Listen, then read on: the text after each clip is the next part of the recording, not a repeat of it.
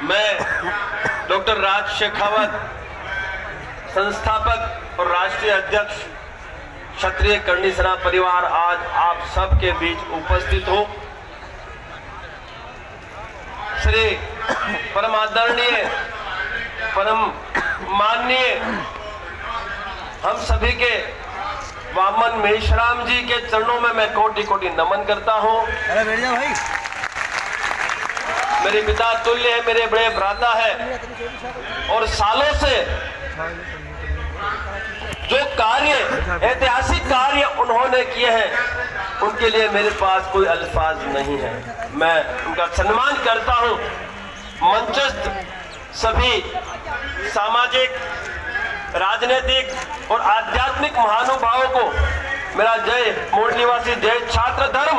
और मेरे समक्ष जो जन से लाभ बैठा है, जिनके बिना कोई भी आयोजन सफल नहीं हो सकता, उनके चरणों में मैं नतमस्तक प्रणाम करता हूं। आप है शक्ति, इस लोकतंत्र की शक्ति आप है। यदि आप गर्जना कर दे तो किसी के बाप की ताकत नहीं है कि परिवर्तन ना आए। आप है शक्ति। और राज शेखावत आज आप सभी को विश्वास दिलाता है, पूरे भारतवर्ष में जहां आपको आवश्यकता होगी वहां हम लक्ष्य गाड़ देंगे। जिसकी ताकत हो निकाल के दिखा दे, आपके साथ खड़े हैं। आज का जो ये आयोजन है, वो आयोजन यहां दिल्ली में जो चुनाव, केंद्रीय चुनाव आयोग का जो मुख्यालय है, वहां हमें सभी को वामन मेश्राम जी की अध्यक्षता में पहुंचना है। सब तैयार हैं? कितने तैयार है? हाथ लगे बताइए मुझे। नहीं भाई, दिल्ली सरकार और केंद्र सरकार देख लो, क्या ये आपकी पुलिस फोर्स इन्हें रोक लेगी? रोक सकती है? अरे भाई, आर पार के लिए तैयारी कर लो।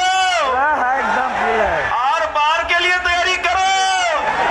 फिर चाहे वो केंद्रीय चुनाव आयोग मुख्यालय हो या संसद भवन हो। तैयार है ना भाई?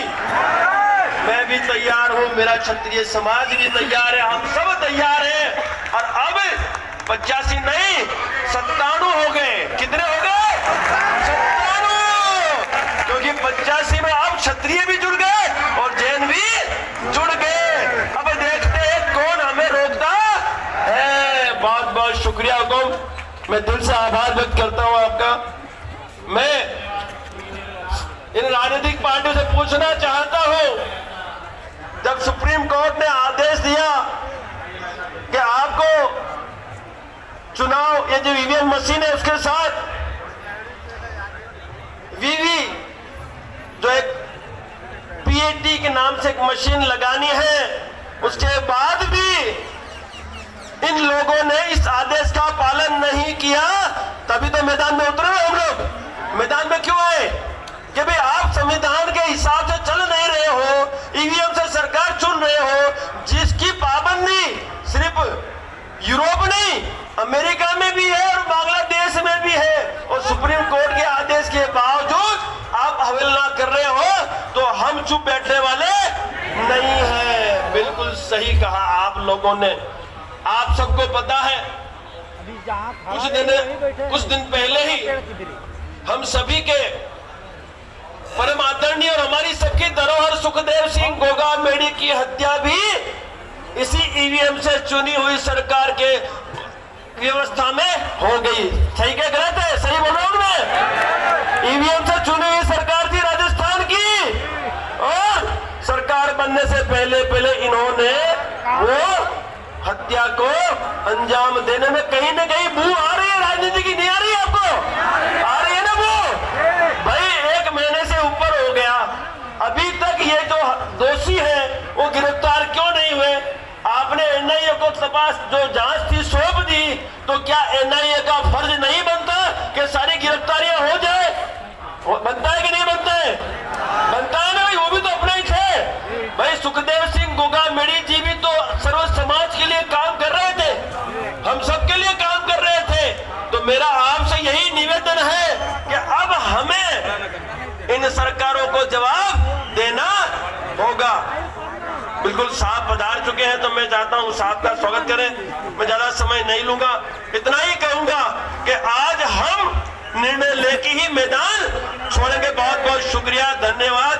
और दोस्तों एक चीज कहूंगा, चमत्कार के बिना नमस्कार नहीं होता। होता है क्या नमस्कार? चमत्कार दिखाना पड़ेगा।